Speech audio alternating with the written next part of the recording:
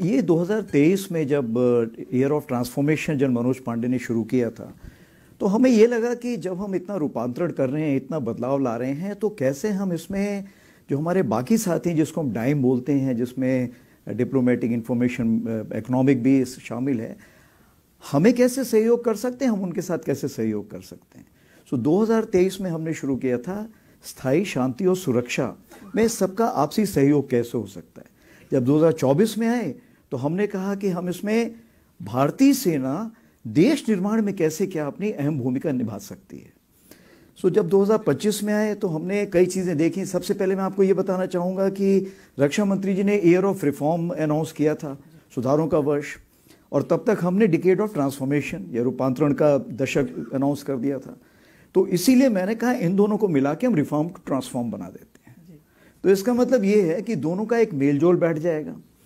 तो हमने जब बात की, आप देखिए जैसे कि हमने सुरक्षा की बात की, सशक्त की बात की, ये तो एक सेना का काम है, लेकिन जहाँ तक विकसित भारत है वो हम सबका काम है। तो जो इस बार हमारा सोच विचार है कि कैसे हम और सुरक्षा और सशक्त के ऊपर बातचीत कर सकते हैं और विकसित भारत का जो सफ़र है हम सब साथ मिलकर कैसे आगे बढ़ा सकते हैं। तो इसी के ऊपर हम लोगों का सोच विचार होगा इस बार। ये साल ऑपरेशन सिंदूर का साल था। ये साल एक ऐसा साल था जिसमें हमारे देशवासियों ने बहुत सारी ऐसी चीजें देखी जो शायद उनकी कल्पना से परे था। ऑप सिंदूर को लेकर रक्षा मंत्री की तरफ से, सीडीएस की तरफ से बार बार कहा गया कि अभी खत्म नहीं हुआ, और आपको भी अगर मैं कोट करना चाहूं तो आपने कहा कि ऑप सिंदूर खत्म नहीं हुआ है, बस अभी गोलाबारी रुकी है। जब तक हमारे उद्देश्य पूरे नहीं होते कार्रवाई जारी रहेगी। अगर पाकिस्तान को भूगोल में अपनी जगह बनाए रखनी है तो उसे राज्य प्रायोजित आतंकवाद बंद करना होगा। भारतीय सेना अगले चरण ऑप सिंदूर 2.0 की तैयारी में है। तो न्यू नॉर्मल जो सर कहा गया ऑप सिंदूर को, क्या पाकिस्तान, एक तरीके से अगर हम देखें तो क्या पाकिस्तान के लिए ये न्यू नॉर्मल एक बड़ी चेतावनी है?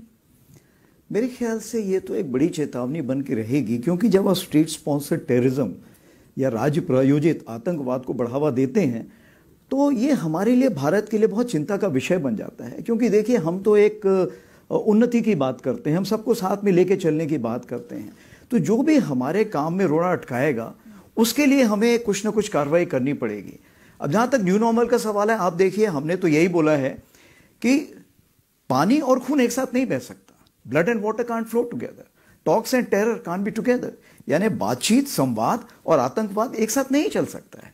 तो हम तो सिर्फ यही बोल रहे हैं कि आप शांति की प्रक्रिया अपनाइए, हम भी उसका साथ देंगे। जब तक ये नहीं होगा तब जो आतंकवादी हैं या उनके आका हैं वो हमारे लिए समान मान है। दूसरी चीज़ ये है, जो भी आतंकवादी को बढ़ावा देगा हम उसको जवाब देंगे, और हमारे पास अगर बैरंग चिट्ठी भी आई तो भी हमें पता है कि जवाब किसको देना है, हमें उसकी चिंता नहीं है। और जहाँ तीसरी बात है कि जहाँ तक आप ब्लैकमेल करना चाहते हैं हमें किसी चीज़ के लिए, मेरे ख्याल से भारत अभी इतना संपन्न है कि हम किसी ब्लैकमेल से डरने वाले नहीं हैं। तो आपका असेसमेंट क्या है इसके, जो रिजल्ट्स रहे उसका आकलन क्या है ऑप सिंदूर 1.0 अगर मैं कहूँ? 1.0 तो देखिए, मैं तो ये कहना चाहूँगा कि मूवी शुरू भी नहीं हुई थी, सिर्फ एक ट्रेलर दिखाया गया था और ट्रेलर के बाद 88 घंटे में वो ट्रेलर ख़त्म हो गया था। तो आगे आने वाले हालात कैसे होंगे ये, इसके बारे में हम पूरी तैयारी करके बैठे हुए हैं, और अगर कोई ऐसा हमें मौका देता है पाकिस्तान तो हम उसको भरपूर एक शिक्षा प्रदान करना चाहेंगे उसको कि कैसे एक जिम्मेवार नेशन को अपने पड़ोसियों से बिहेव करना चाहिए। तो अगर हम एक ऑनगोइंग ऑपरेशन की बात करते हैं तो इंडियन आर्मी उन चैलेंजेस के लिए हमेशा तैयार है। देखिए, जब कोई भी ऑपरेशन होता है उससे कुछ ना कुछ हम शिक्षा ग्रहण कर सकते हैं। तो इस ऑपरेशन में भी हमने कुछ शिक्षा ग्रहण की। जैसे सबसे पहले तो हमने ये लेसन प्राप्त किया कि इसमें सबसे पहले चीज़ ये है कि जो डिसीजन मेकिंग है या जो आपने निर्णय लेना है उसके लिए समय बहुत कम है, और निर्णय आपको हर लेवल पे लेना पड़ेगा। क्या आप यहाँ पे निर्णय लें और फिर नीचे पास करें, नहीं हो सकता। तो हर लेवल पे, हर स्तर पे लोगों को समय के हिसाब से तैयारी करनी पड़ेगी और एक्शन लेने पड़ेंगे, कार्रवाई करनी पड़ेगी।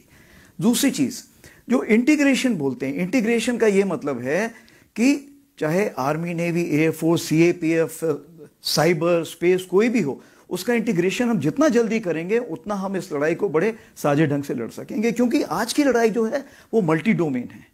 अगर मैं बोलूं सिर्फ आर्मी अकेले लड़ सकती, नहीं लड़ सकती, हम सबको मिलकर लड़ना पड़ेगा। जो सैटेलाइट है वो बताएगी कि कौन कहां पर बैठा हुआ है, और जो उसी प्रकार से जो हमारे साइबर हैं उसका ये है कि क्या मुझे एक मान लीजिए एक ड्रोन आ रहा है, तो ड्रोन के लिए क्या मुझे फायर करने की जरूरत है, या मैं उसको इलेक्ट्रोमैग्नेटिक स्पेक्ट्रम या कई लेजर से किल कर सकता हूं। तो बहुत सारी चीजें हैं जो इतनी आपस में घुल मिल गई हैं कि हमें उसमें साथ में बैठ के सोच विचार करना पड़ेगा। तीसरी चीज ये है कि लड़ाई कितने दिन चलेगी ये आज हम नहीं बता सकते हैं। हमने तो लड़ाई तकरीबन मान लीजिए 88 घंटे में की, कल कोई 4 महीने भी चल सकती, 4 साल चल सकती है। इस चीज को मद्देनजर रखते हुए क्या हमारे पास साजो सामान है उस लड़ाई को लड़ने के लिए, क्या उसके लिए शस्त्र हैं? अगर नहीं है तो उसकी हमें तैयारी करनी पड़ेगी। हमें यह देखना पड़ेगा कि हमें 4 साल की लड़ाई तक के लिए भी तैयारी करके रखनी पड़ेगी। सर, आपने बहरंग लिफाफे की बात की, मेरे जहन में सीधा आया कि जो अभी दिल्ली ने जो धमाका देखा, हालांकि अभी इन्वेस्टिगेशंस उसकी चल रही हैं, लेकिन रेड फोर्ट के सामने एक ब्लास्ट हुआ और इससे ये भी समझ में आता है कि डेटरेंट एक तरफ रहता है, लेकिन जो देश के दुश्मन हैं वो भी अपने हिसाब से आगे बढ़ने की कोशिश करते हैं कि अच्छा ये डिटेक्ट हो जाता है, हम इस हिसाब से करेंगे। तो नंबर 1, हम कैसे वो डेटरेंट हासिल कर रहे हैं, और जम्मू कश्मीर को भी अगर हम स्पेसिफिकली देख लें तो क्या वो आपको वहां से हम एक ऐसे सिनारियो की बात कर सकते हैं जो आतंक मुक्त की तरफ बढ़ा रहा हो हमें? तो सबसे पहले तो आपने डेटरेंट की बात की। डेटरेंट जो हम बोलते हैं सैन्य शक्ति, और जो हमारा राजनीतिक इरादा है, राजनीतिक निर्णय लेने की जो काबिलियत है, क्योंकि डिटरेंस तब काम करता है जब आप उस पर विश्वास कर सके कि हाँ ये कुछ करेंगे अगर हमने कुछ कार्रवाई गलती की तो। दूसरी चीज ये है कि क्या सामने वाला उस पर विश्वास करता है, तो हाँ आज जो हमारा डिटरेंस है हम कह सकते हैं कि हम ये करेंगे, दूसरा वाला विश्वास करता है कि ये कर देंगे। तीसरी चीज ये है क्या उसके पीछे आपकी सैन्य शक्ति है। हाँ, आज की तारीख पे हमारे पास वो सैन्य शक्ति है जो दिन ब दिन बढ़ती जा रही है। तो ये 3 चीजें जो डिटरेंस के लिए काम करती हैं, और मैं कहना चाहूंगा आज की तारीख पे डिटरेंस काम कर रहा है।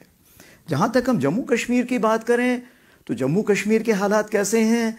जम्मू कश्मीर के हालात देखिए, 5 दिसंबर 2019 से आज जो है बहुत ज्यादा बदलाव आया है।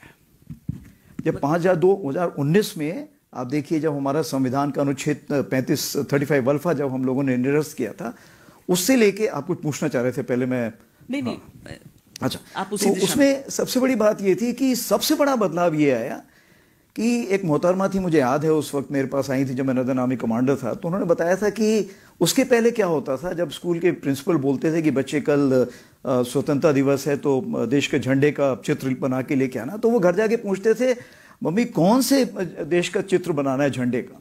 लेकिन 5 अगस्त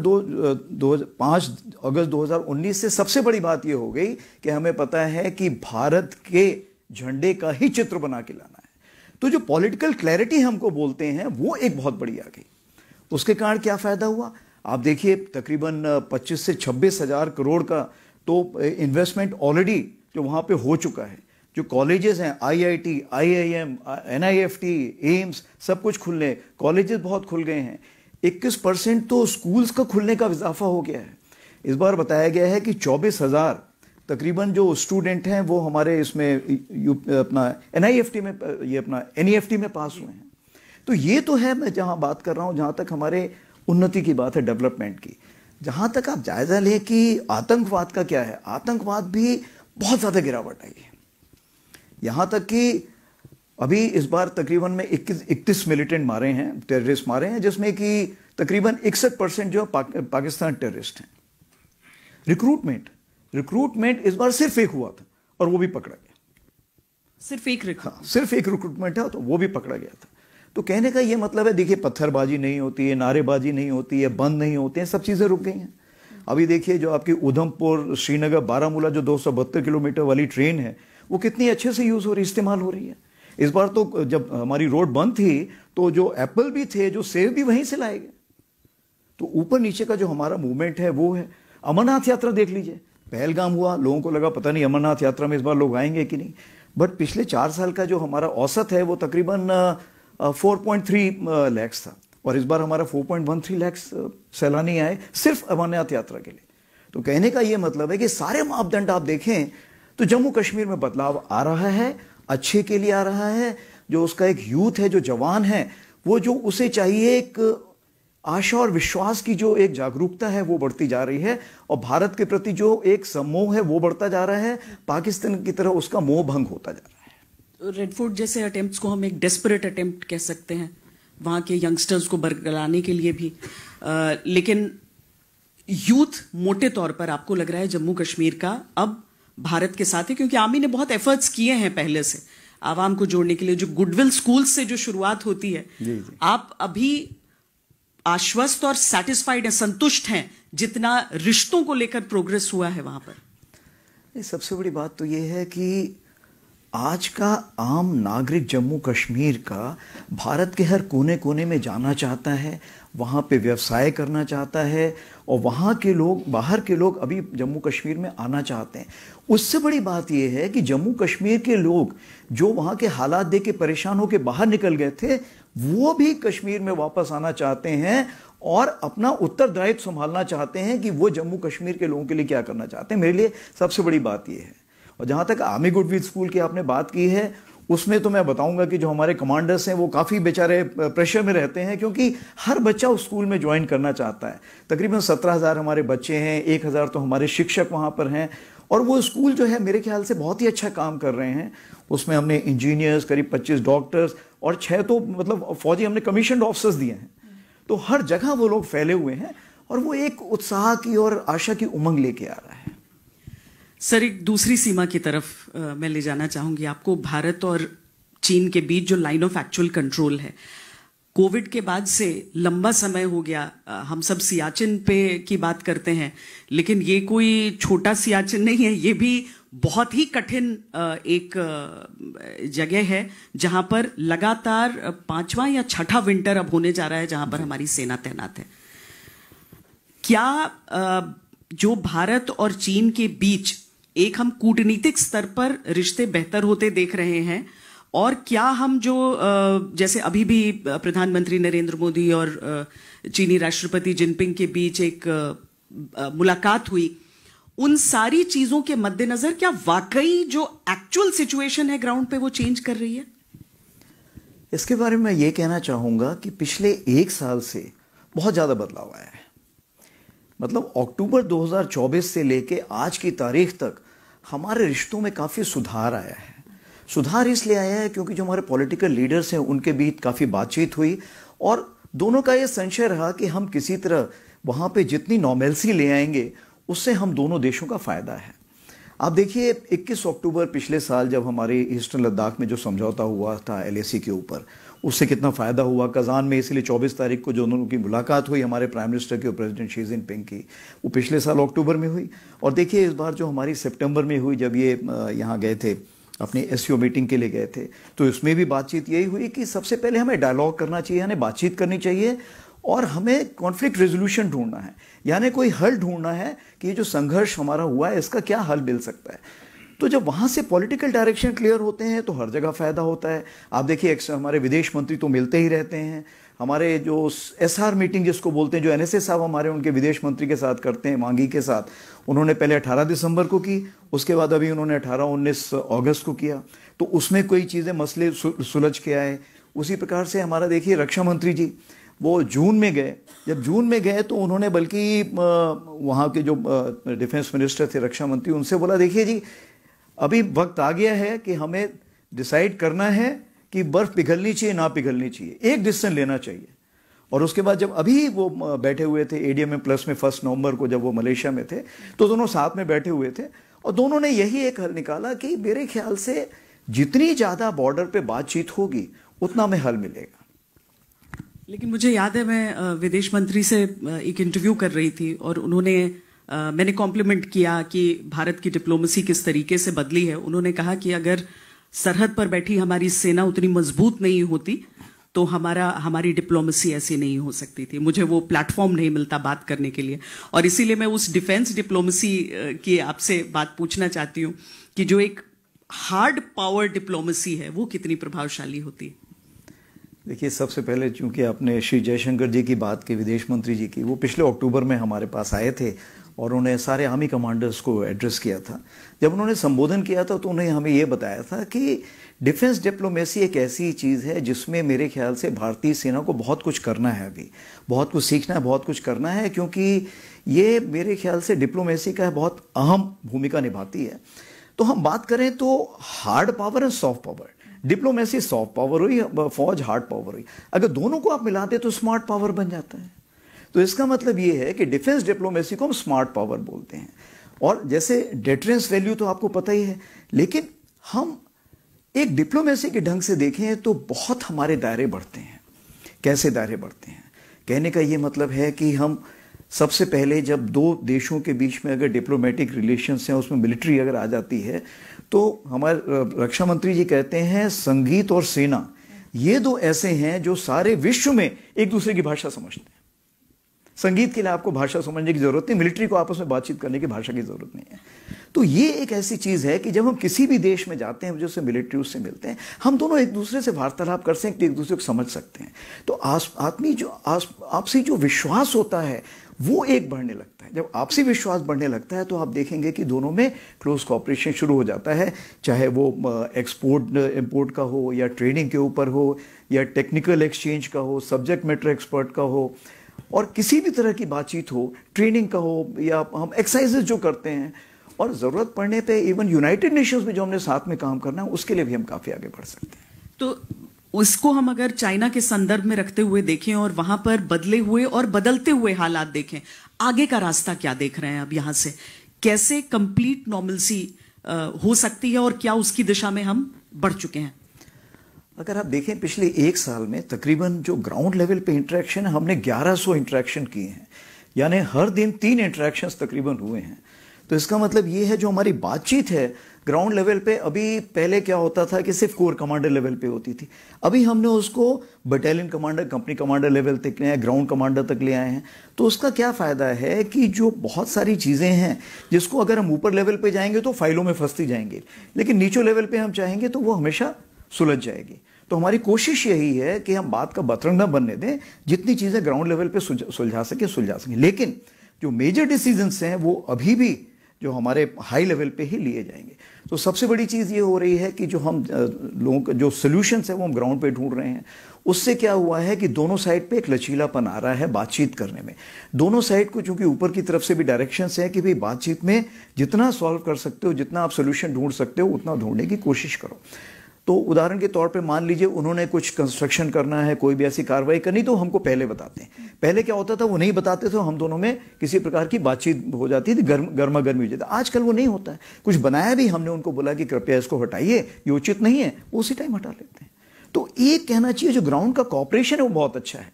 अभी जैसे हम बात करें कि डिसएंगेजमेंट, तो सही डिसएंगेजमेंट काफ़ी तक हो गया है। उसके बाद जब बाउंड्री लिमिटेशन और जो बाकी बातें करेंगे तो उसमें क्या होगा, हमें बहुत फ़ायदा होगा आगे आने वाले दिनों में। तो एक WMCC करके एक ऑर्गेनाइजेशन हम रखते हैं जिसमें जॉइंट सेक्रेटरी विदेश मंत्रालय के उसको हेड करते हैं, working mechanism for consultation and coordination. उसमें हमारे आर्मी के भी नुमाइंदे होते हैं। तो उन्होंने 2 ग्रुप अभी बनाए हैं, एक एक्सपर्ट ग्रुप है और एक वर्किंग ग्रुप है। तो ये दोनों जो ग्रुप है हमें आगे का रास्ता बताएंगे कि कैसे हम बाउंड्री प्रॉब्लम्स को, ये सीमा की जितनी परेशानी है उसको कैसे दूर कर सकते हैं, और जो वो मार्गदर्शन देंगे उसके हिसाब से हम आगे बढ़ते जाएंगे। सर, अब जम्मू कश्मीर की बात हमने की, लद्दाख की बात की, अब मैं पूर्वोत्तर की तरफ जाना चाहती हूँ, क्योंकि मणिपुर के जो हालात हैं उसमें कोई बहुत पॉजिटिव सुधार नहीं दिखता है। क्या कारण आपके अनुसार? मैं पॉलिटिकल नहीं जानना चाहती हूं आपसे, लेकिन चूंकि जब पॉलिटिक्स के केंद्र में नहीं भी थी मणिपुर की चर्चा, तब भी सेना वहां पर हैंड होल्डिंग करती हुई दिखती थी। जहां तक मणिपुर का सवाल है, सबसे पहले तो जब ये मई 2023 में जो हादसे हुए थे, आपको पता है, उससे मुझे भी बहुत आंतरिक दुख हुआ था, क्योंकि मैंने खुद मणिपुर में काम किया हुआ है। तो मुझे बड़ा दुख लगा कि इतना सुंदर प्रदेश, जो कि मतलब मेरे लिए तो एक स्वर्ग की तरह था, और किस हालात में है। परंतु जब हमारा फरवरी 2025 में जब से राष्ट्रपति शासन लागू हुआ, तब से क्या हुआ, थोड़ा सा आप देखेंगे कि लोगों में आपसी विश्वास और सरकार के प्रति विश्वास बढ़ने लगा। तो उससे आज की तारीख पे अगर आप देखें तो बहुत ज़्यादा बदलाव आ गए हैं। आप देखिए शिरोय लिली, जो एक उखरूल में जो मनाया गया एक फेस्टिवल, उसमें सब उसके लोग थे, सब तरह के लोग थे। उसी प्रकार से डूरंट कप 2-3 साल बाद आया, मैं खुद 31 जुलाई को वहाँ पे गया था डूरंट कप अटेंड करने, और भीड़ इतनी थी कि संभाली नहीं जा रही थी, और जो हमारे डीजीपी साहब थे वो फुटबॉल मैच कम देख रहे थे, बाहर की भीड़ को संभालने में ज़्यादा लगे थे। तो कहने का ये मतलब है कि मणिपुर के जो उमंग वाले दिन थे, जो आशावादी दिन थे, वो वापस आ रहे हैं। और उसके बाद जो हमारे सितंबर में जब हमारे प्राइम मिनिस्टर जी गए, उन्होंने भी बोला कि मणिपुर तो एक भारत का रत्न है। तो ये जो बातें हो रही हैं, इससे क्या है, वहाँ के लोगों में विश्वास वापस आ रहा है। और अगर सब ठीक रहा तो कुछ दिनों में मेरे ख्याल से राष्ट्रपति महोदय भी वहाँ विजिट करेंगे। जहाँ तक सवाल है कि वहाँ पे वॉयलेंस लेवल आज की तारीख पे क्या है, जो 2023 में जो मापदंड थे और जो आज के मापदंड है बिल्कुल बदली हो गए। वहाँ पे 2023 में थोड़ा पुलिस भी परेशान थी, लोग भी चिंतित थे। सो मान लीजिए जैसे हम 28 तकरीबन लोगों को अरेस्ट करते थे महीने में, आज की तारीख पे वो 88 हो गए। जो आपको पता है कि वेपन्स कितने वहाँ पे लूटे गए थे, तकरीबन हम 2023-24 में 200 तकरीबन औसतन वेपन हम रिकवर करते थे पर मंथ, आज की तारीख पे 400 करने लगे हैं। जो इंसिडेंट हैं वो तो बिल्कुल मतलब 7 से 8 इंसिडेंट पर माह रह गए, जो बहुत कम हो गए हैं। तो ओवरऑल अगर देखा जाए तो बदलाव आ रहे हैं। बदलाव अभी और भी आएंगे। जब आप देखेंगे ट्रेन जो हमारी है, जब तो इम्फाल तक आएगी तो वो बदलाव धीरे धीरे और बढ़ते जाएंगे। तो मुझे लग रहा है कि आगे आने वाले दिनों में अगर वहाँ पे लोग आपस में बैठें, समुदाय के लोग आपस में बैठें और खुद एक सोल्यूशन निकालना चाहेंगे, तो मेरे ख्याल से बदलाव जल्दी आएगा। क्या नॉर्थ ईस्ट से जिन देशों की सीमाएं लगती हैं, चाहे वो म्यांमार हो गया या फिर आपका बांग्लादेश हो गया, वहां की परिस्थितियां भी चिंताजनक हैं हमारे लिए? जी हाँ, ये तो होता ही है कि सीमा पार अगर कुछ भी हो रहा है तो हमारे पार भी असर पड़ता है। दूसरा, पड़ोसी देश में अगर किसी प्रकार की इंस्टेबिलिटी है तो उसमें हम लोगों को उसका असर पड़ता है, और हम जिम्मेवार देश होने के कारण हमारा ये भी हक बनता है और फर्ज बनता है कि अगर उसको किसी प्रकार की मदद की ज़रूरत है तो वो भी हम दें। तो सबसे पहले हम देखते हैं म्यांमार जैसे आपको पता है कि वहाँ पे कुछ लड़ाइयाँ हुई थी, आपस में कुछ मनमुटाव हुए थे, तो बहुत शरणार्थी जो थे भारत की तरफ आए थे। तकरीबन मेरे ख्याल से 43,000 या 44,000 जो शरणार्थी अभी भी भारत की तरफ हैं, मिज़ोरम में हैं, मणिपुर में हैं, ये लोग बैठे हुए हैं। तो उनको हम संभाल रहे हैं क्योंकि हम चाहते हैं वो स्वेच्छा से वापस जाएं। जब तक वहाँ के हालात में अगर थोड़ा सा असमंजस है तब तक हम उनको वहाँ पे संभाल के रख रहे हैं। लेकिन परेशानी हमें तब आती है जब उस ज़मीन पे जब किसी का नियंत्रण नहीं है और उस ज़मीन को कोई भी आतंकवादी भारत के अगेंस्ट इस्तेमाल करे तो वो हमें मंजूर नहीं है। तो उसके लिए हम ज़रूर सख्ती से कार्रवाई करेंगे। तो ये एक चीज़ हुई। दूसरी बात ये है कि जो हमारे लोग वहाँ पे रह रहे हैं, जो हमारा ट्रेड है, क्योंकि आप देखिए हम क्या बात करते थे, हम सोचते थे लुक ईस्ट से हम एक्ट ईस्ट में आ गए। तो एक्ट ईस्ट में क्यों आए? क्योंकि हम म्यांमार से बहुत ज़्यादा अपने संबंध बढ़ाना चाहते थे। संबंध हमारे बढ़े हुए हैं, लेकिन इन्हीं रुकावटों के कारण हम उसको एक अमली जामा नहीं दे पा रहे हैं। यानी जो इकोनॉमिक डेवलपमेंट है, जो बाकी चीज़ें, उसमें उसको डेवलप नहीं कर पा रहे हैं। तो हमारी कोशिश यही है कि म्यांमार के साथ मिलके हम जितनी जल्दी इन मामलों को सुलझा पाएं, मेरे ख्याल से दोनों देशों के लिए अच्छा होगा। थिएटराइजेशन की तरफ बढ़ती हूँ, क्योंकि एक ऐसी चीज़ है जिसकी चर्चा बहुत लंबे समय से हुई, ज़रूरत की बात हुई। 5 साल लगभग हुए हैं, क्या उतना हम आगे बढ़ पाए हैं इसमें जितनी ज़रूरत थी? क्या इसकी आवश्यकता है? अगर ये सारी चीज़ें आप एक्सप्लेन कर पाएं सर। देखिए, थिएटराइजेशन जो होता है वो भौगोलिक आधार पर है और हमारी दो तरफा जो हमारी सीमाएं हैं उसके ऊपर है, जो आंतरिक हमारी चुनौतियां हैं उनसे डील करता है। फिर दूसरी चीज़ ये है कि इसके अलावा हमारी नई डोमेन्स आ गई। पहले हम बोलते थे थल, नभ और वायु, सिर्फ 3 की बात करते थे। बट आज देखिए आपके पास साइबर आ गया है, स्पेस आ गया है, इंफॉर्मेशन वॉरफेयर आ गया है, इलेक्ट्रोमैग्नेटिक स्पेक्ट्रम आ गया है, कॉग्निटिव आ गया है, और भी ऐसे बहुत सारी चीज़ें आ गई हैं। दूसरा, अभी लड़ने वाले कौन हैं? आप देखिए अभी आपके साथ CAPF कंधे से कंधा लगाकर लड़ रही है। उसी प्रकार से देखिए इस बार जब हमने सिविल डिफेंस और जब वो हमने तैयारी शुरू की थी 6-7 के पास सिविल डिफेंस की, सारे NCC के बच्चे लगे हुए थे। उसी प्रकार से हमारी इतनी सारी इंटेलिजेंसीज हैं, फिर हमारे NTRO है, ISRO है, इसरो है। प्लस आप देखिए जब लड़ाई लगती है तो सेना को तो एक जगह से दूसरी जगह मूव ही करते रहना पड़ता है। तो हमारी रेलवेज हैं, हमारे सिविल एविएशन है, हमारे रसद पहुंचाने के लिए FCCI है। तो इन सब को संभालने के लिए, एक साथ करने के लिए, और जैसे मैंने आपको बताया अब सिंदूर में सबसे हमने बात क्या सीखी कि हमें निर्णय लेने के लिए वक्त नहीं मिलेगा। दूसरी चीज, हमें हर स्तर पे अलग अलग जगह पे निर्णय लेने पड़ेंगे। तो इसके लिए थिएटराइजेशन मेरे ख्याल से बहुत अहम भूमिका निभाएगा। तो अभी हम कह सकते हैं कि ये लड़ने के तरीके को कैसे बदलेगा? हाँ, लड़ने के तरीके को सबसे पहले ये बदलेगा।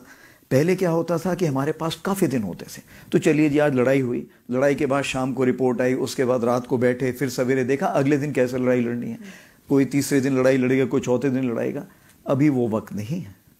अभी 88 घंटे में अगर आपको पूरी लड़ाई लड़नी है तो आपने पूरी जितनी भारत देश की ताकत है पूरी झोंकनी है आपने।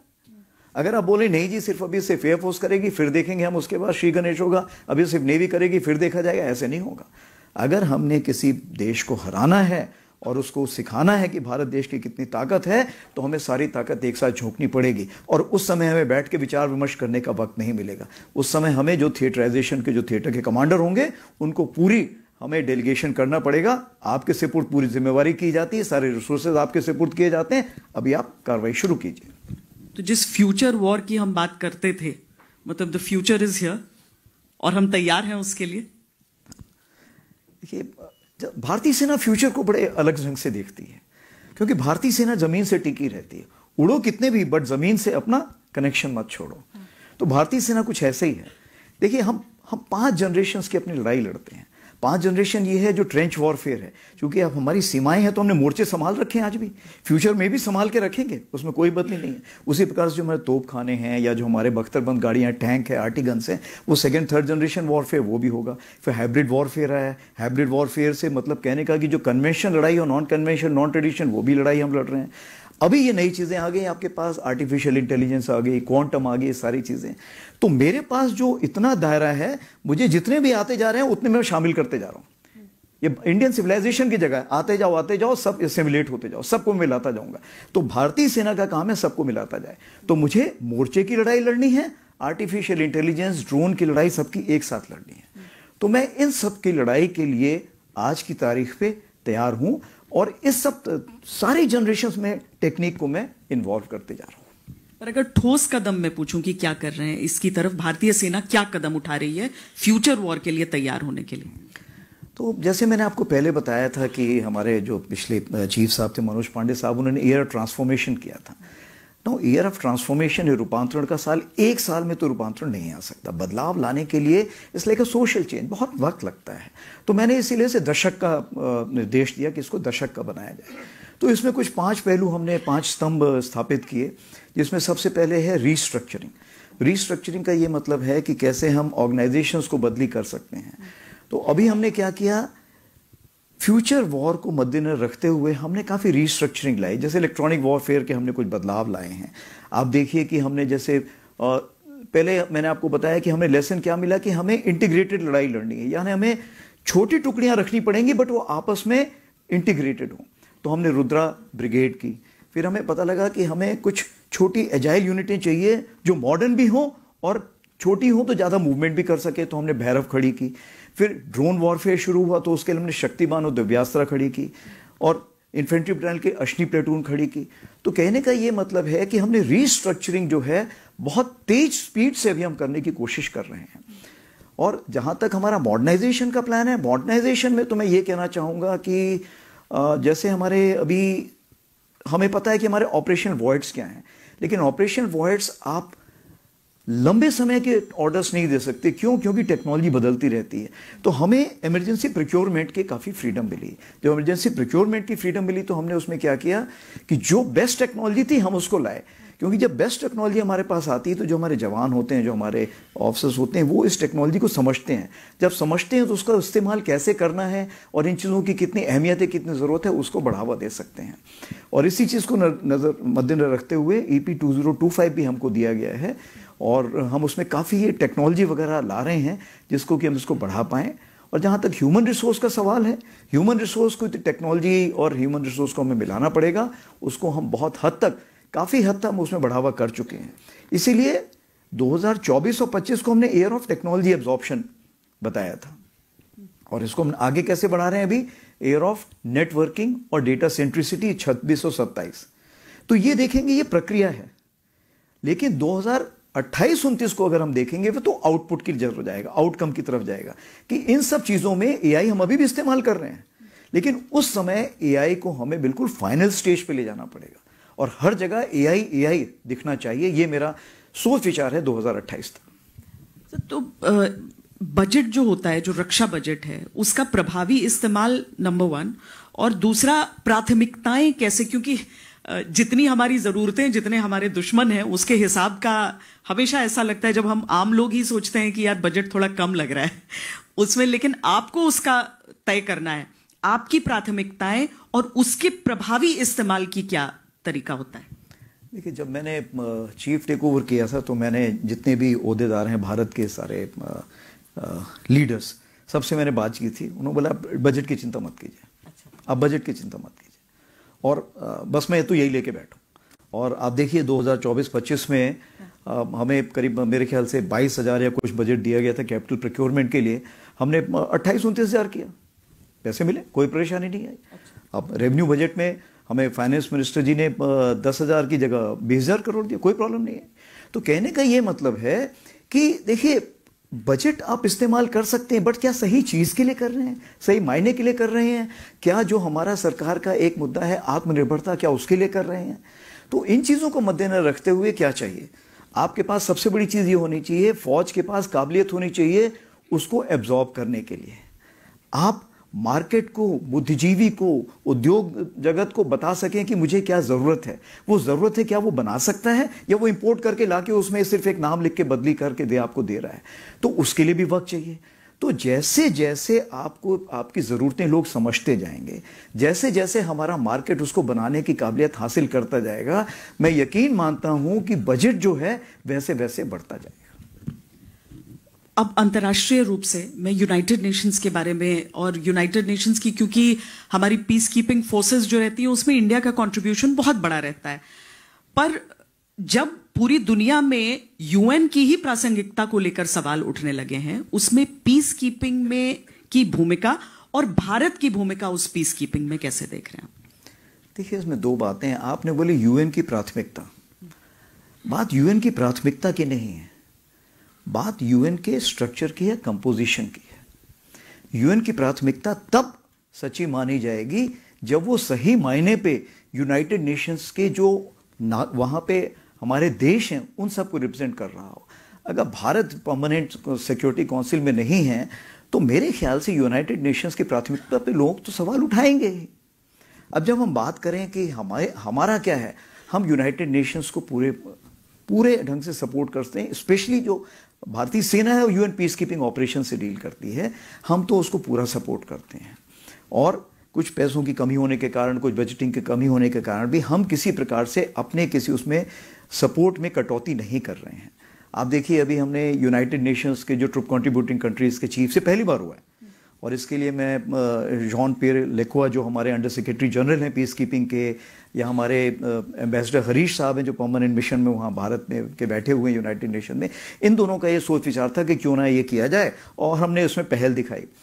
तो हमने सोचा कि 30 देशों के हम इनको चीफ्स को बुलाएंगे, और रक्षा मंत्री जी से, विदेश मंत्री जी से इसकी परमिशन मिली। ये सबसे बड़ी बात यह है कि इतना ज़्यादा इसका एक कौतूहल था, इतना ज़्यादा लोगों में जोश था कि हमें 30 का भी परमिशन लेनी पड़ी 32 करने के लिए। मतलब इतने ज़्यादा इसमें लोग आना चाहे, क्योंकि मेरे ख्याल से भारत का एक इसमें, हम 1960 से इसमें रहे हैं, और हमारे सलारिया जी थे, जो मेरे सलारिया जिनको कि परमवीर चक्र भी मिला है यूनाइटेड नेशंस में। तो तब से हम इतिहास में आप देखिए कि यूनाइटेड नेशंस में हमने अहम भूमिका निभाई है। आज भी हम पहले 5 देशों में हैं, हम 5,000 से ज़्यादा हमारे ट्रुप्स आज भी काम करते हैं। तो हमारा एक जो स्तर है वो बहुत ही ऊंचा है। लोग हमको एक नेचुरल लीडर या एक नेतृत्व के रूप में उभरता देखते हैं। तो हम एक जिम्मेवार उसके पार्ट हैं यूनाइटेड नेशंस के, और आगे आने वाले दिनों में भी रहेंगे। जनवरी 2025 में इस साल को सुधारों का वर्ष रक्षा मंत्री राजनाथ सिंह की तरफ से घोषित किया गया था। क्या उपलब्धियां सर उस हिसाब से जब आप पलट कर देख रहे हैं पूरे साल की तरफ? 2025 जो ईयर ऑफ रिफॉर्म्स या सुधार का वर्ष जो डिक्लेयर किया गया था, मेरे लिए तो वरदान साबित हुआ, क्योंकि मैंने डिकेड ऑफ ट्रांसफॉर्मेशन, जैसे आपको पता है, रूपांतरण का दशक निर्धारित किया था। तो उससे क्या हुआ, उन्होंने 9 स्तंभ दिए और उस 9 स्तंभ में मैंने अपने 5 स्तंभ जोड़ दिए। तो हर जगह पे जैसे मैंने आपको रिस्ट्रक्चरिंग बताया, मॉडर्नाइजेशन बताया, उसी प्रकार से हमने जो प्रणाली है या प्रक्रिया है जिसको हम सिस्टम प्रोसेस फंक्शंस है उसमें बहुत ज़्यादा बदलाव लाने की कोशिश की। और जॉइंटनेस और इंटीग्रेशन, तो अगर हम जॉइंटनेस और इंटीग्रेशन की बात करें तो इसमें सबसे बड़ा ये था, चूंकि ये मिनिस्ट्री ऑफ डिफेंस के अंदर ही था, तो इसमें तकरीबन सीडीएस साहब ने 200 ऐसे एरिया ऑफ फोकस देखे थे जिसमें कि हम जॉइंटनेस ला सकते हैं। तो इसमें तकरीबन 30% जो है जिसमें हम ऑलरेडी ला चुके हैं, बाकी पे बातचीत हो रही है। तो जैसे ट्रेनिंग इंस्टीट्यूट है जहाँ पे शिक्षा प्रदान की जाती है, तो तीनों सर्विस के हमने करीब 4 से 5 तो हमने वो किए हैं। लॉजिस्टिक नोड होते हैं, जैसे 3 लॉजिस्टिक नोड हमने उसमें किए हैं। कॉमन मिलिट्री स्टेशन होते हैं। उसी प्रकार से आप देखेंगे कि भारतीय सेना के पास हम बहुत सारे स्कूल्स और कॉलेजेस चलाते हैं अपने बच्चों के लिए, जो हमारे बच्चे होते हैं, तो उसमें भी हमने नेवी और एयरफोर्स के बच्चों को भी उसमें शामिल कर लिया है। तो देखा जाए जॉइंटनेस की जो प्रक्रिया है उसमें बहुत ज़्यादा बदलाव आया है, बहुत ज़्यादा तेजी आई है। उसी प्रकार से जॉइंट कम्युनिकेशन आर्किटेक्चर हो गया जिसमें कि हम तीनों का जो आपस में बातचीत कर सकें, कम्युनिकेशन भी हमारे अलग अलग थे तो वो भी साथ ले आए गए। अभी आगे बात करें तो विदेशों में, अभी पहले आप देखिए क्या होता था कि पहले जैसे ही आप बाहर से कोर्स करके आए या यहाँ से जब बाहर कोर्स करके लोग गए, जो यहाँ के लोग थे, मतलब जो बाहर के लोग यहाँ के कोर्स करते थे, तो आपस में बातचीत नहीं होती थी, सिक्योरिटी का एक वो होता था। तो हमने एक वेबसाइट शुरू की, फ्रेंड्स फॉर लाइफ। तो इसका मतलब ये है, अगर हम वसुधैव कुटुंबकम की बात करते हैं, हम विश्वामित्र की बात करते हैं, विश्व गुरु की बात करते हैं, तो हम कट ऑफ होकर कैसे रह सकते हैं? तो अभी क्या है, हम आपस में बातचीत करते हैं, आपस में मिलते हैं। और कर्नल से नवाब को तो मैंने बोला आप व्हाट्सएप में बात कीजिए, क्योंकि जब बात करेंगे, बात करने से ही बात बनती है। एक दूसरे से हम बातचीत करेंगे, एक दूसरे के ज्ञान प्राप्त करेंगे, तो हम दोनों तरफ से फायदा होगा। विमेन एम्पावरमेंट, चूंकि आप बैठे हैं तो मैं इसके बारे में जरूर बात करना चाहूँगा। विमेन एम्पावरमेंट के ऊपर हमने बहुत ज़्यादा जोर दिया है और 88 ऑफिसर से आज की तारीख पे विमेन ऑफिसर्स मैंने 140 करीब कर दिए हैं। सैनिक स्कूलों में, राष्ट्रीय मिलिट्री स्कूल में करीब 1300 कैडेट्स हमने कर दिए हैं, फीमेल कैडेट्स कर दिए हैं। उसी प्रकार से देखा जाए जो टेरिटोरियल आर्मी में, आपने कल मेरे ख्याल से न्यूज़पेपर में देखा होगा, उसमें भी हमने बोला है कि विमेन इनटेक होना चाहिए। और एजुकेशन कोर, हमने एजुकेशन कोर अपना पूरा ट्रांसफॉर्म कर दिया, उसमें भी हम कर रहे हैं। फिर जहाँ फिजिकल ट्रेनिंग होती थी, फिजिकल ट्रेनिंग फीमेल्स के अलग टेस्ट होंगे, मेल्स के अलग टेस्ट होंगे, वो सारे मैंने कॉमन कर दिए भी। मतलब कहने का कि आर्मी ने कॉमन कर दिए।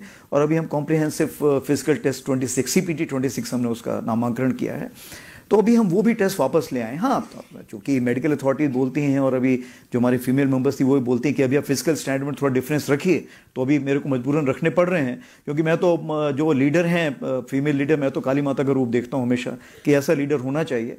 तो उसमें थोड़ा वक्त लगेगा मे बी, बट कोशिश यही है कि मैं उसमें बदलाव ला सकूँ। उसी प्रकार से और भी बहुत सारी चीज़ें हैं, जैसे कि आप देखिए डिजिटाइजेशन, ऑटोमेशन।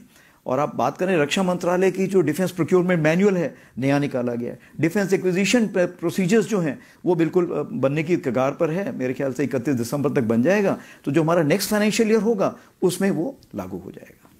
सर, इस साल एक और चीज की बहुत चर्चा रही, वो रहा जेन जी। जब हम बात करते हैं तो वो हमने नेपाल में भी देखा कि वो अपनी फौज को उन्होंने सुना जब स्थितियां काबू से बाहर हो गई थी। लेकिन भारत का जो जेन जी है, हालांकि सेना में भी बहुत जल्दी वो भी पहुंच जाएंगे, अगर है नहीं तो जेन जी, जेन अल्फा, इन सब की चर्चा बहुत होती है। आप उस जेन जी को क्या संदेश देंगे, क्योंकि उनका राष्ट्र निर्माण में एक बहुत बड़ा योगदान होता है? देखिए, मैं तो ये बोलना चाहूँगा कि ये जो युवा शब्द आपने बताया ना, ये मेरे ख्याल से मानसिक स्थिति है। ठीक है, ये मानसिक स्थिति मानता हूँ मैं, क्योंकि मेरे बाद जितने भी यहाँ पे सब बैठे हुए हैं जनरेशन एक्स, मिलेनियम और जी वाले हैं। ठीक है, जनरेशन अल्फा अभी तक नहीं आया, वो स्कूलों में पढ़ रहे हैं। तो ये सारी जो जनरेशन है, इसके लिए मैं सबसे बड़ी चीज़ ये कहना चाहूँगा कि ये युवा जनरेशन ऐसी है कि सबसे पहले ये सोशली कॉन्शियस है। इसका मतलब ये सामाजिक जो है, इनको आज की तारीख पे पता है क्या कार्रवाई करनी है, कैसी है। डिजिटली फ्लुएंट है, इसका मतलब ये है कि आज की डेट पे ये डिजिटल हैं, बहुत ही सहज हैं उस ढंग से, एंड ग्लोबली कनेक्टेड हैं, यानी विश्व स्तर पर कनेक्टेड हैं। अभी आप देखिए मैक्सिको में क्या हो रहा है, आज ही मैंने अखबार में पढ़ा। तो इस जनरेशन को अगर आप सही मार्गदर्शन दें, नेतृत्व दें और सही मौके दें, अवसर दें, तो ये क्या से क्या ना कर सकेगी। ठीक है, और इसीलिए मैं तो ये भी बोलता हूं कि अगर इसको सही मार्गदर्शन और अवसर मिले तो ये 2047 का इंतजार नहीं करेगी, ये विकसित भारत आपको 2037 में लाके दिखा देगी। मैं आपको थोड़ा टाइम में पीछे ले जाना चाहती हूँ, उस टाइम के लिए जब आप वो युवा थे जो भारतीय सेना में आ रहे थे। कब आपने पहली बार सोचा कि मैं इंडियन आर्मी में ही जाना चाहता हूँ? ये सवाल तो मैं एक्चुअली बचपन में जब हम कॉपी किताब भी होती थी तो उसमें मैं सोल्जर की फ़ोटो देखता था। फिर उसके बाद जब किताबें भी हम पढ़ते थे तो मुझे याद है कर्नल रंजीत की नॉवेल पढ़ता था जिसमें मेजर बलवंत हीरो होते थे, इब्ने सफ़ी की एक नॉवेल पढ़ता था जिसमें कैप्टन विनोद हीरो होते थे। तो मैं भी कुछ मन में कुछ ऐसा रहा हमेशा बचपन में कि यार आगे करना है तो यही कार्रवाई करनी है। फिर पिताजी ने देखा ये उदंड बालक है तो सैनिक स्कूल में डाल दिया। जब सैनिक स्कूल में डाला तो फिर क्या था, उसके बाद तो फिर वो ऐसे वो जैसे वो एक पाइपलाइन में डाल दिया जाता है, चलते गए। आज पीछे मुड़ के देख रहे हैं 9 साल की उम्र और आज की उम्र में लगता वही कार्रवाई करते जा रहे हैं। और मुझे तो ये भी पता लगा कि आप भी शुरू में फौज ज्वाइन करना चाहती थी, परंतु उस समय मेरे ख्याल से विमेन एंट्री थोड़ी कम थी, कॉम्बैट रूल का हाँ चक्कर। और शायद यहाँ पे दर्शकों को पता नहीं होगा कि आपके जो नाना जी थे, दादाजी, वो 10 पैरा के थे, 10 पैरा के ऑनररी कैप्टन थे और उन्होंने हर तरह की लड़ाई पुरानी वाली देखी थी जी। पर सर अब जब इतनी सारी लड़ाइयाँ चलती हैं, आप इतना स्ट्रेसफुल झेलते हैं, क्योंकि मुझे लगता है कि आपके इस अनुभव से सब समझेंगे उस बात को। 88 घंटे कॉन्सेंट्रेटेड 88 घंटे वो उस समय जब चलिए न्यूज रूम में तो हम सब जितने भी हमारे मीडिया के दोस्त हैं कोई नहीं उस समय सो रहा था, लेकिन हमें वो डिसीजन नहीं लेने थे, हमें बस उसको रिपोर्ट करना था। वो डिसीजन लेते हुए, वो मॉनिटर करते हुए दिमाग कैसे सही दिशा में रहता है? आपका क्या नुस्खा है, क्या फॉर्मूला है? नहीं, मेरा तो सिर्फ फॉर्मूला यही कहना है कि हमेशा आपको शांत रहना चाहिए। जब आप शांत रहेंगे तो आपके पास जो भी चीज़ आएगी वो आएगी, सम्मिलित हो जाएगी उसमें, और उसके नीचे जो परत है वो परत में आपने क्या कार्रवाई करनी है आप उसके बारे में सोच विचार कर सकते हैं। तो सबसे बड़ी चीज़ ये है कि आपको सबसे सुनना चाहिए, सबसे जो सबके सुझाव हैं लेने चाहिए। और एक मैं जिम मैटिस साहब ने बोला था, ये डिफेंस सेक्रेटरी भी रहे हैं वहाँ पे अमेरिका में, कि आप निर्णय 1 मिनट या 10 मिनट में नहीं लेते हैं, आपके पीछे वर्षों का जो एक्सपीरियंस है वो काउंट करता है। तो ये जो मैंने आपको बताया 9 साल से लेके जो अभी तक मैं आया हूँ, ये सारा वर्षों का जो एक्सपीरियंस है, इस एक्सपीरियंस को मिलाता हूँ, ये जो सिचुएशन आती है और कोई पिछली सिचुएशन उसमें मिला के और निर्णय को कैसे नए ढंग से पेश करना है, लेने में बड़ी आसानी होती है। आप डायरेक्टली अगर उस जेन जी से, उस युवा से जो आज आना चाहता है, क्योंकि सर मैं एक विरोधाभास देखती हूँ, आर्मी का सीधा मतलब होता है आप लोग सोशल मीडिया तो एकदम दूर रहो। क्या नई आर्मी उस चीज को इंटीग्रेट करने के बारे में एक दूसरी तरीके से सोच रही है? जो जेन जी आ रहे होंगे, मुझे लगता है कि सीओज को भी बड़ी परेशानी होती होगी ये समझने में कि कितना अलाउ करो कितना नहीं करो। क्या ये होता है? ये तो एक परेशानी रहती है, क्योंकि जब वो युवा एनडीए में आता है तो उसको जो मुझे बताया गया है कि सबसे पहले तो कैबिन में ढूंढा जाता है कहाँ पे फ़ोन छुपा रखा है। तो 3 से 6 महीने लगते हैं कैडेट को बताने के लिए कि बिना फ़ोन के भी ज़िंदगी है। ठीक है, उसी प्रकार से तो ये चलता रहता है। लेकिन क्या स्मार्टफोन आज की ज़रूरत है? मेरे ख्याल से आज की निहायत ज़रूरत है। मैं जब जवानों से भी मिलता हूँ तो यही बताता हूँ कि स्मार्टफोन निहायत ज़रूरत है, मैं उसको मना कभी नहीं करता हूँ। क्यों? क्योंकि आपको देखिए, हम लोग तो फील्ड में रहते हैं, आपको बच्चे की फ़ीस भरनी है, आप बच्चे की मैं तो अपने दोनों बच्चों की पैदाइश के टाइम भी नहीं जा पाया हूँ। तो आज का जब वो सैनिक जहाँ पर कहीं पर है, वो अगर वो चाहता है बच्चा तो किलकारी देखेगा कैसे? फ़ोटो पे ही देखेगा। उसी प्रकार से पिताजी का भी हाल चाल पूछेगा, या धर्मपत्नी की डांट भी खानी तो फ़ोन पे ही खाएगा। तो कहने का ये मतलब है कि सारी बातें स्मार्टफोन बहुत ही महत्व रखती है। आपने अगर कुछ पढ़ना भी है, आज की तारीख पे आप कितनी बड़ी पुस्तकें लेके जाएंगी, आप उसी में पढ़ेंगी। तो स्मार्टफोन एक निहायत आपका ज़रूरत बन गई है, लेकिन ये आपको पता होना चाहिए कि कब आप उसको रखना है, कब नहीं रखना है। दूसरी चीज़, सोशल मीडिया में क्या डालना है, नहीं डालना है। एक चीज़ होती है रिएक्ट, होता है रिस्पॉन्ड।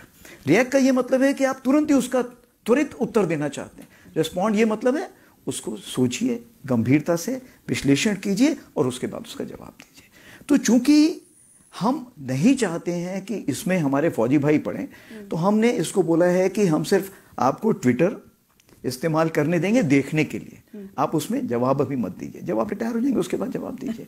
तो देखने को आप देख सकते हैं, इसमें कोई किसी प्रकार की परेशानी नहीं है। सर, मुझे लगता है कि आपके इस रिएक्ट और रिस्पॉन्ड के फर्क में